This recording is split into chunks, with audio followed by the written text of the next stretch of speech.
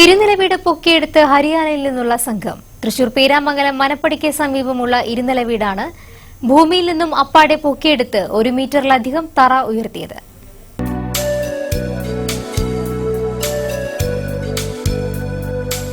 ഗാരേജുകളിൽ വാഹനം ജാക്കി ലിവർ ഉപയോഗിച്ച് ഉയർത്തുന്ന പോലെയാണ് ഹരിയാനയിൽ നിന്നുള്ള സംഘം ഇരുനില വീടിനെ പൊക്കിയെടുത്തത്.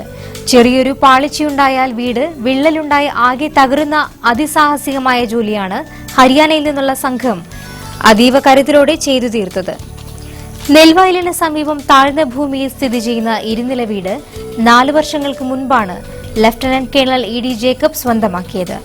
10 വർഷങ്ങൾക്ക് മുൻപ് നിർമ്മിച്ചെടുത്ത വീടിനു ചുറ്റും മഴക്കാലത്ത് വെള്ളം നിറയുക പതിവാണ്. അങ്ങനെയാണ് താഴ്ന്ന ഭൂമിയിൽ സ്ഥിതി ചെയ്യുന്ന ഇരുനില വീടിനെ ഉയർത്തിയെടുക്കാൻ കേണൽ ജേക്കബ് തീരുമാനിച്ചത്. തുടർന്നുള്ള അന്വേഷണത്തിലാണ് ഹരിയോം ശിവ ഹൌസ് ലിഫ്റ്റിംഗ് കമ്പനിയിലേക്കും ഉടമ രാഹുൽ ചൌഹാനിലേക്കും എത്തിയത്. 10ഓളം ടെക്നീഷ്യന്മാർ 30 ദിവസങ്ങളിലായാണ് ഒരു വീട് പൊക്കിയെടുത്ത് ഉയർത്തുക.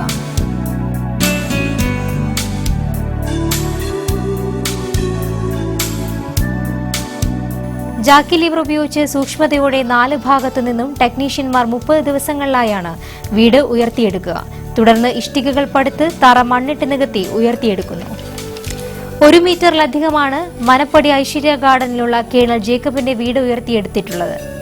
തന്റെ സ്വന്തം വിയർപ്പിൽ ആദ്യമായി താൻ വാങ്ങിച്ചെടുത്ത ഈ വീടിനോടുള്ള അടുപ്പമാണ് പൊളിച്ചുമാറ്റി മറ്റൊന്നു പണിയാതെ ഉയർത്തിയെടുക്കാൻ പ്രേരണയായത് എന്നാണ് ലഫ്റ്റനന്റ് കേണൽ ജേക്കബ് ഇ.ഡി. പറയുന്നത്.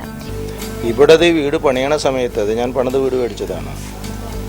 ഇത് ആ സമയത്ത് ഉയരത്തിലായിരുന്നു വീട് നിന്നിരുന്നത്.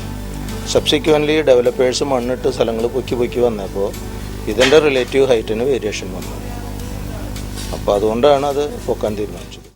ഇന്ത്യയിൽ പല സംസ്ഥാനങ്ങളിൽ താൻ ഈ ജോലി ചെയ്തിട്ടുണ്ടെങ്കിലും കേരളത്തിൽ ഇത് 4ാം തവണയും തൃശൂരിൽ ആദ്യവുമാണെന്നാണ് രാഹുൽ ചൌഹാൻ പറയുന്നത്. इसको हम लोग हरियाणा से सबसे पहले मेरे ग्रैंडफादर ने बिल्डिंग लिफ्टिंग की थी 1996 में. अब हम लोग कर रहे हैं इस बिल्डिंग को और हमारी कंपनी ऑल इंडिया सर्विस है और आप जो देख रहे हो इस बिल्डिंग को हमने बिल्कुल बिना डैमेज के कोई भी हमने पूरा लिफ्ट किया है इसको 1 मीटर तक. ഹരിയാനയിലെ പാനിപ്പത്ത് നിവാസിയായ 22 വയസ്സ് മാത്രം പ്രായമുള്ള രാഹുൽ മുത്തച്ഛനിൽ നിന്നാണ് ഈ വിദ്യ പഠിച്ചെടുത്തത്. പുഴക്കരികിലുള്ള സ്വന്തം വീട് വെള്ളപ്പൊക്കത്തിൽപ്പെട്ടപ്പോഴാണ് മുത്തച്ഛൻ വീട് ഉയർത്താൻ ശ്രമിച്ചതും പിന്നീട് തൊഴിലാക്കിയതെന്നുമാണ് രാഹുൽ പറയുന്നത്.